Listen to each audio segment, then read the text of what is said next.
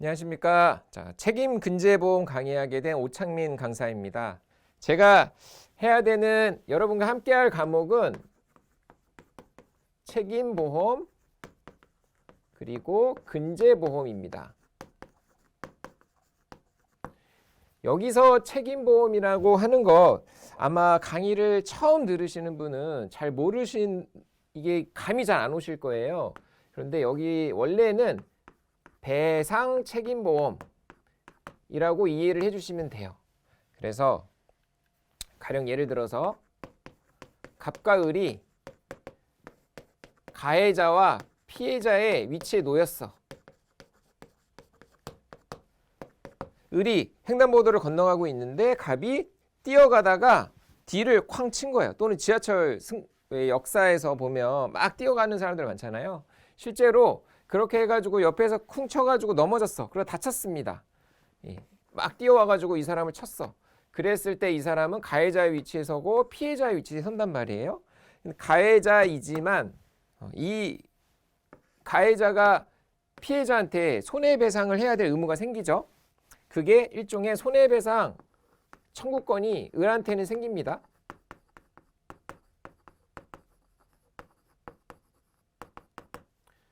그리고 이 갑한테 보험회사가 하나 가입한 보험회사가 있어요. 뭐 예를 들어서 삼성화재에 가입을 했어. 그러면 이제 이 배상책임보험 약관에는 이렇게 명시가 돼 있습니다. 피보험자가 법률상 배상책임이 있는 사고로 손해를 끼쳤을 때는 그 손해를 배상할 의무가 있고 그거를 배상해 준다. 그게 바로 배상책임보험의 근간입니다.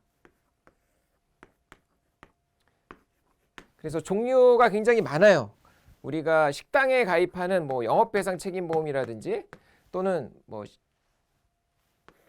학원, 뭐 모든 업장이 다 대상이 돼요. 영업배상 책임보험은. 그리고 생산물 배상 책임보험, 헤어드라이기를 생산을 했는데 이게 고장이 났어. 그래가지고 머리가 다 홀라당 타버렸어요. 이럴 때는 이제 생산물 배상 책임보험, 제조물에 하자가 있었다. 그리고 뭐 체육시설 배상 책임보험, 뭐 재난 배상 책임보험 엄청 많아요. 그래서 이러한 배상 의무를 지는 사고가 발생했을 때, 법률상 배상 의무를 지는 사고가 발생했을 때 거기에 대한 손해를 보상을 해라. 누가? 보험회사가. 그래서 그게 이제 배상 책임보험의 근간이고, 여기서 비슷한 이제 성격의 과목이 하나 있어요. 바로 자동차 보험이에요.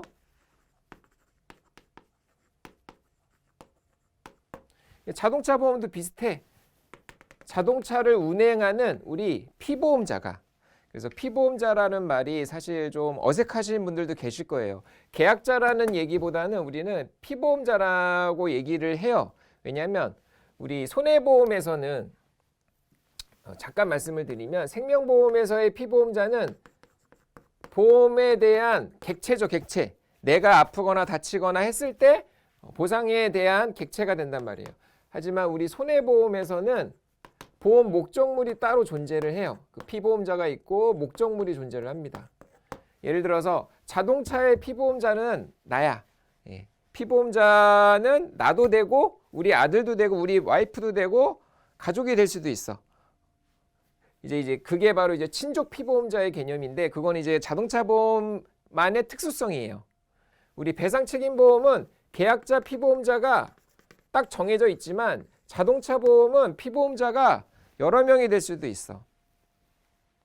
친구랑 어디 놀러 가기로 했어. 그 친구한테 잠깐 운전 좀 해라. 그럼 그건 또 승낙 피보험자가 돼. 그래서 여러 가지의 경우의 수가 있다. 그리고 피보험자는 손해보험에서 얘기하는 피보험자는 보험금 청구권을 행사할 수 있는 권한이 있고, 거기에 대한 손해 발생에 대해서는 목적물이 별도로 존재한다. 이제 그 목적물이 자동차 보험에서는 자동차가 되는 겁니다. 예를 들어서 식당이다.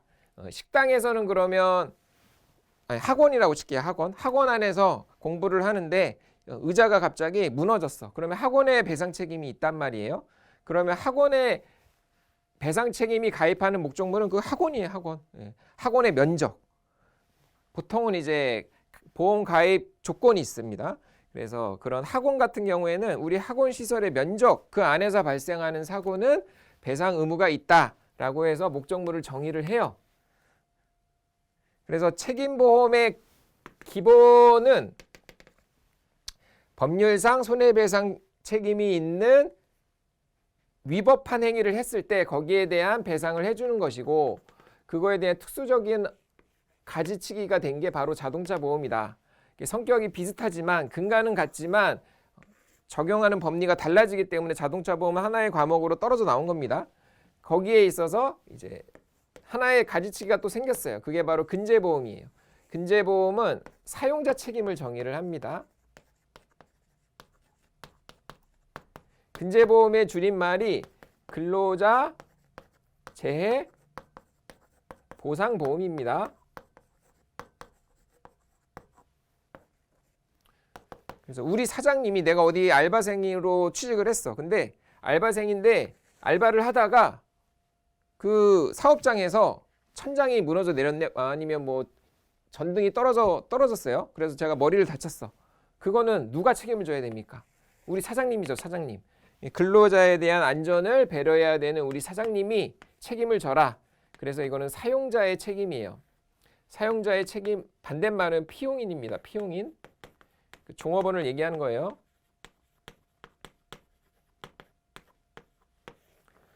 그래서 이것도 성격이 약간 다르죠. 기존의 이제 배상 책임 보험하고는 성격이 약간 달라요. 이 근제보험의 피보험자는 누가 되겠습니까? 회사죠, 회사. 회사로서 우리 회사가 고용하는 피용인이 다쳤을 때 거기에 대한 사용자 책임을 부담한다. 그래서 성격이 약간 다르기 때문에 근제보험도 하나로 떨어져 나왔어요. 거기다가 근제보험이 가장 큰 차이가 생긴 이유는 바로 여기에 산재보험이 더 작용을 하기 때문이에요. 보통 산업 현장에서 상해를 입게 되면 우리나라 의무보험 중에 하나인 산재보험에서 보상을 받습니다. 급여를 받아요. 산재는 요양급여, 뭐 휴업급여, 뭐 무슨 급여, 그래서 급여에 대한 수령권이 있어. 근로자는 산재보험에 대한 급여 수령권을 행사할 수 있습니다. 그래서 이 산재보험에서 우선 보상을 받고 거기에 대한 초과분을 이 근제보험에서 받을 수가 있다. 그래서 이러한 구조적으로 좀 차이가 있는 거예요. 기존의 배상책임보험과 자동차보험 그리고 근제보험. 하지만 얘네들은 다 한 바구니 안에서 나온 거다. 그래서 조금씩 성격이 다른 애들을 이렇게 하나씩, 이거는 아예 별도 과목으로 뺐고 이거는 이제 2챕터로 나눈 거예요. 그래서 여러분이 2차 과목이 총 4개 아닙니까? 그래서 의학이론 있고, 그리고 재산보험 있죠. 그리고 이 책임근제 있고, 자동차 보험이 있습니다. 성격이 이렇게 비슷한 겁니다. 책임보험, 근제보험, 자동차보험. 그래서 원리라든지 접근 방향이 비슷하기 때문에 요거는 이해를 기본으로 하고, 그래서 여러분들이 학습을 할 때 이해 과목이라고 보시면 되고, 그 다음에 의학과 재산보험은 접근 자체가 약간 암기를 기반으로 한다.